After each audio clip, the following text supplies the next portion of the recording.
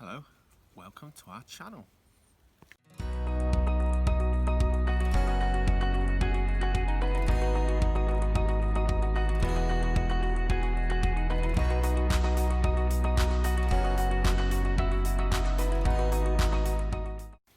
Today's Get to Know Us question is, how long have you been training birds of prey, and what was your first ever bird of prey? Okay, let me think back into the deep dark crevices of my memory.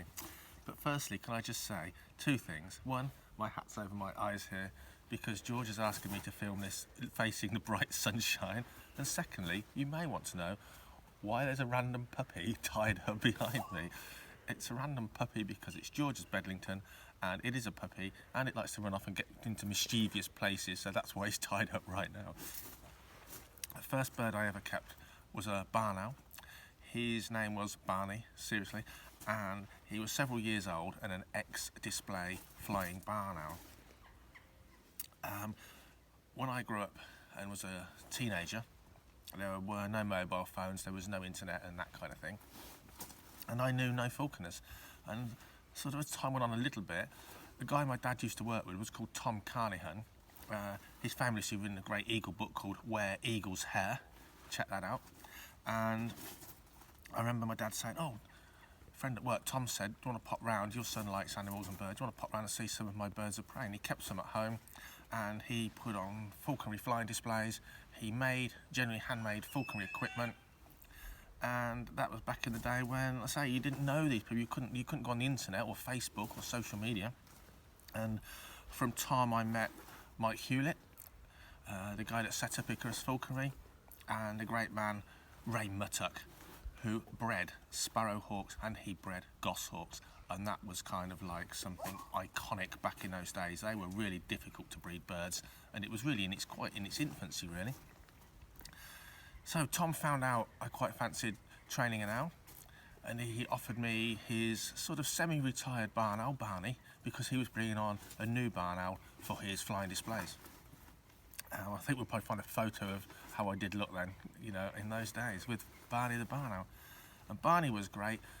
Being young, so I was 16, so we're going now, well, I can tell you now, in less than a few weeks, I'm going to be 49 years old. So you do the maths. Barney came to me when I was 16. And being young, you kind of always want more, and you want to try new things all the time. You want to run before you can walk. And I went on to train a hand rear Bengal eagle owl and train that to fly. So I was proud of myself because Tom had taught me how to fly his ready trained barn owl and weight management and falconry basics. And then he helped me to sort of train and hand rear a Bengal eagle owl. I then later wanted something bigger, because when you're young, you kind of, especially boys, you want something bigger to play with.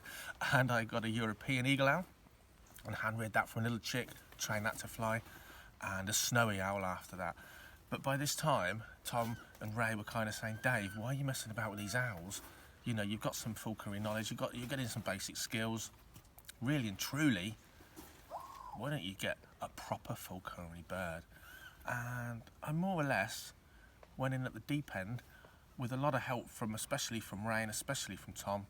To be honest, if I'm honest, those guys were pestered to death, and their ears were well and truly bent, and they had to put up with a novice doing all the annoying things that novices often do, unnecessary things, say changing birds instead of just sticking with one and training it for several years. Anyway, my first falconry bird really was a goshawk from Ray Muttock.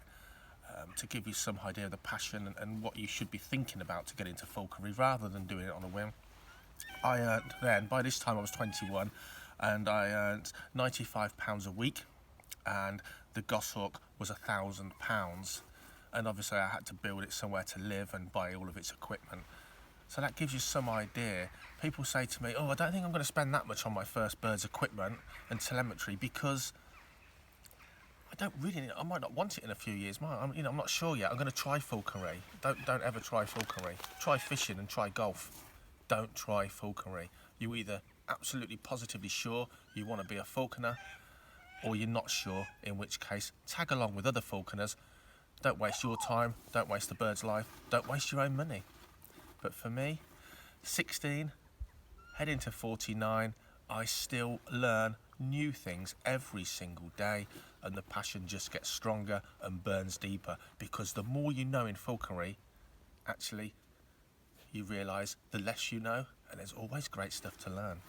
Anyway, check out some of these photos, and hopefully George has popped a few up on the screen so you can see as things progress. I'll see what I can dig out.